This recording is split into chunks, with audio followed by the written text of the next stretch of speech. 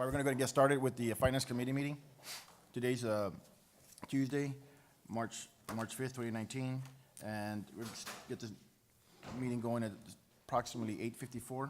I call this meeting to order. Number 2, review and discussion of RFP-0219-CTE, computerized virtual dissection table, includes addendum number 1.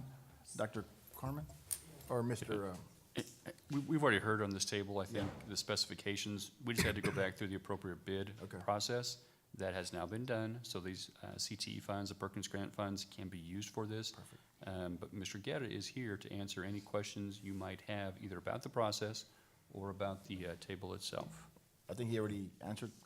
Yeah, He's the- answered We brought this the before, good right? news It's- about it, just to let you know, the good Okay. news is, so we got one bid in the beginning, and this one went out for RFP, so we saved 2,500 on this bid, just to let you know, Okay, sir. according, with the first bid that we got, so. Awesome. it's cost Thank you. savings. I appreciate it. Okay. Agenda item? Thank you. Then move on to agenda item number 3, review and discussion of the purchase of laptops for San Benito CISD teachers. I'll give a quick rundown, and then Ms. Penny can give the real information. We asked Ms. Penny to put us on to a 4-year rotation so that our teachers were not using old technology in the classroom. And we found a number of these laptops have kind of been kicked down the road, like several other things we're finding. But this amount right here will put us so that no classroom teacher will have a laptop older than 4 years. And then the next years on these rotations, it'll be a much smaller amount.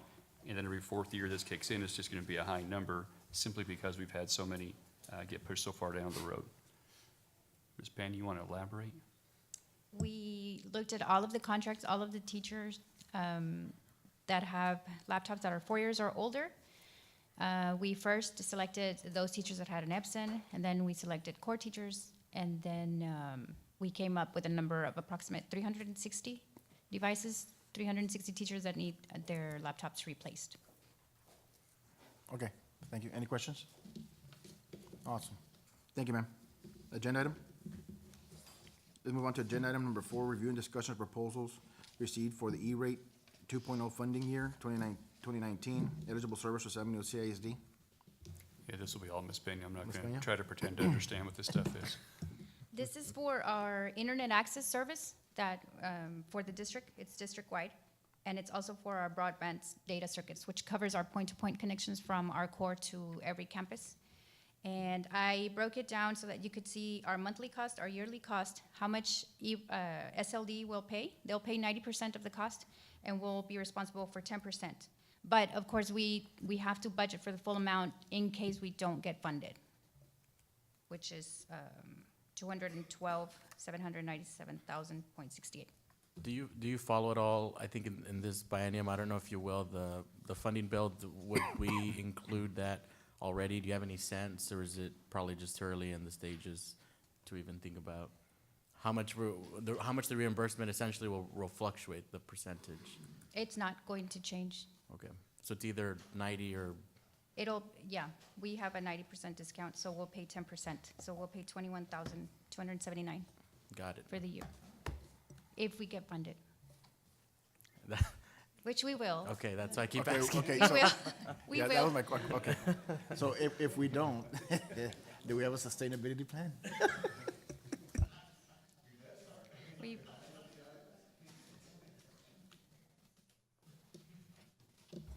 All right, any more questions? We're good? Thank you, Ms. Lee. Agenda item? Let's move on to agenda item number 5, review and discussion of the contract extension for telecommunication services, broadband circuits, and internet access. Ms. Lee? I think that's the one we just discussed. No, we discussed E-rate 2.0. They're both E-rate, Oh, they're both? yes. Okay, so that's an agenda item. The one that that I discussed was the broadband circuits, internet access and broadband circuits. Okay, And then it's the internal connections, eligible services. Yes, technically he has to list them both separately so we can put them both on the agenda. okay. Oh, okay. Okay, so we can put agenda item, let's put both on the agenda, okay. So let's move on to agenda item number 6. Thank Review you. and Thank you, Ms. Lee. Thank you. Let's move on to agenda item number 6, review and discussion to extend the depository services contract for an additional 2-year term. Yes, the recommendation here for Mrs. Rendon is essentially things are going well using Frost Bank as our depository, and she is recommending that instead of going out for a separate bid, that we continue with the 2-year extension, which we are allowed to do. Dr. Quick Cornwell? question on that one. So I'm gonna use the milk example, which, we're quoted in the newspaper for, and another example where we hadn't gone out to bid for like 20 years, 25 years. And so I wanna make sure that like in the same line of thinking, so I guess the preface to this is how many years have we been with Frost Bank? And I understand Ms. Rendon says they're doing a great job, and that's fine, we can stick with them, but how many years, given where we had not gone out to bid so many years, which is not a good practice from a board perspective, how many years have we been with them? Since September 1st, 2013, so 6 years. Okay, Come September 1, it'll be 6 years. thank you. My question is that a local bank or is that a chain? How does that, I mean, I don't see any Frost Banks here. I'm just curious. I'm not sure where the closest Frost Bank is. I mean, obviously, they're a national bank.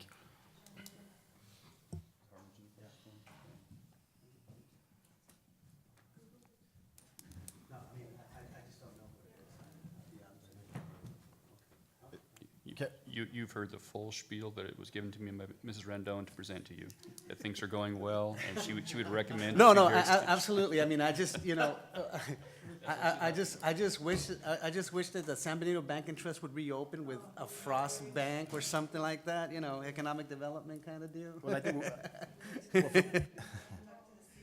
We'll I guess put a so. one trade then.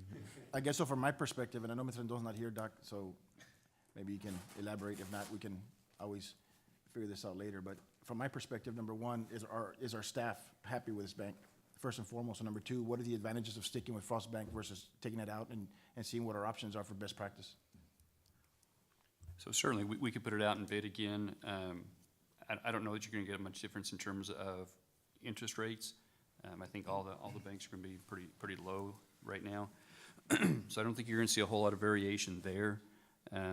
As far as the service provided to our finance department, and they're the ones who deal with them, I think it's apparent that they're doing very well, or should we not make the recommendation to extend it for 2 years?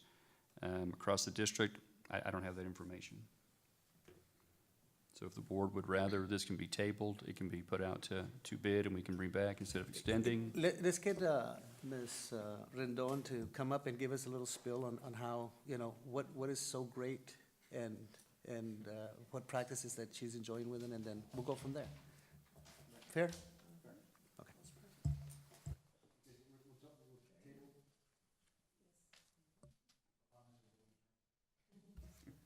Okay, we table item number 6. Let's move on to item number 7, committee concerns.